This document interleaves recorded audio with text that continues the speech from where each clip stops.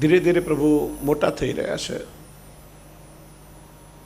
મૈયા પ્રભુને ખેલાવી રહી છે. ગોપીઓ મનમાં ભાવ કરે કે આ પ્રભુ હવે તો આમ ચાલતા શીખે, અમારી પાસે પધારે, અમને ખેલાવાનું સુખ મળે. પૃથ્વીએ પ્રભુને વિનંતી કરી, ભગવાન મારી વિનંતીથી મારા દુઃખને દૂર કરવા માટે તો આપે અવતાર ધારણ કર્યો છે. મારા પર આપના ચરણ પધરાવીને ક્યારે મને અલંકૃત કરશો? હવે ભગવાને રીંગણ લીલા શરૂ કરી, ભગવાને ગોઠણીએ ચાલવાનું શરૂ કર્યું છે.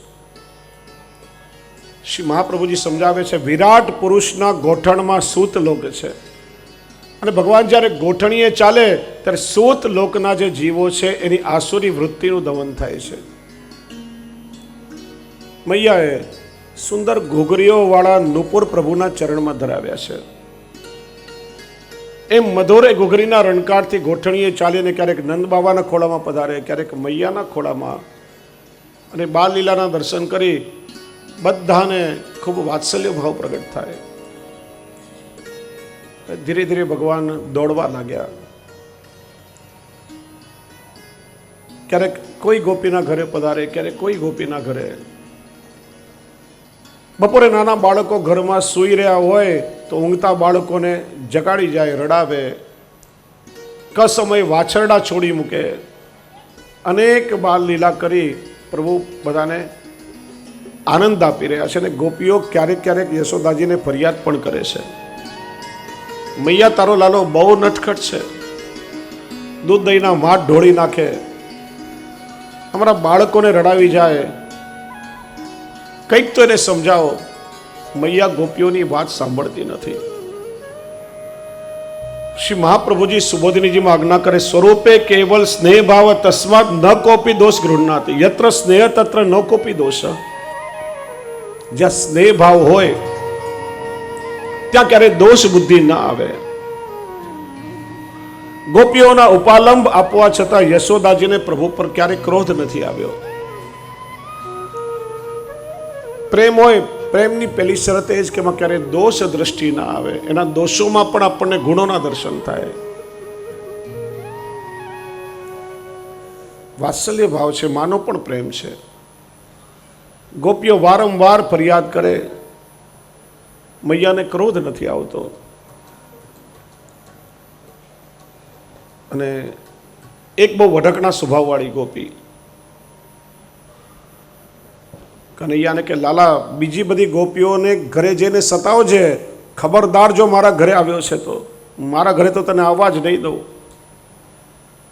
ભગવાન કે, એમ તારી વાત.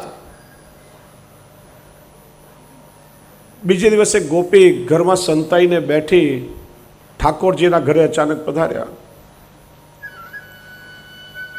નટખટે બાલ લીલા શરૂ કરીને ગોપીએ રંગે હાથ પ્રભુને પકડી લીધા. આજે લાગમાં આવ્યો છે, આજે તને રંગે હાથ પકડ્યો છે, ચાલ આજે તો મૈયા પાસે તને સીધો કરાવું. પ્રભુનો હસ્ત પકડી પ્રભુને તાણીને ગોપી નંદાલયમાં લઈ જઈ રહી છે. એ સમય લાજ મર્યાદાનો સમય. વચ્ચે માર્ગમાં વડીલો પણ મળે, વૃદ્ધો મળે. ગોપીએ લાંબો ઘૂંઘટો તાણ્યો છે.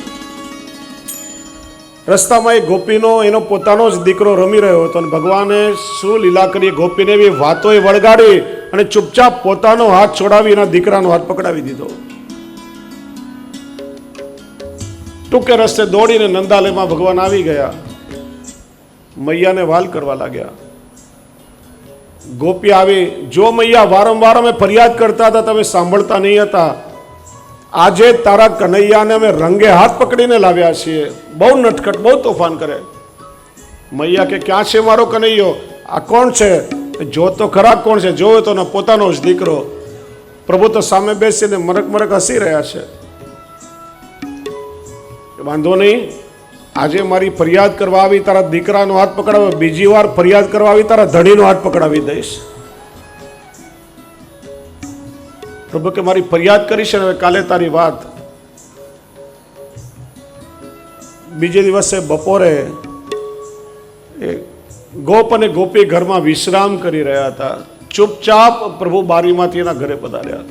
હવે સમયે પુરુષો મોટી મોટી દાઢી રાખે, બૈરાઓના કેશ લાંબા, બંને ભર ઊંઘમાં હતા. ભગવાને પેલા ગોપની સાથે, ગોપીની દાઢી સાથે એના કેશ બાંધી દીધા, જોરથી ગાંઠ વાળી દીધી.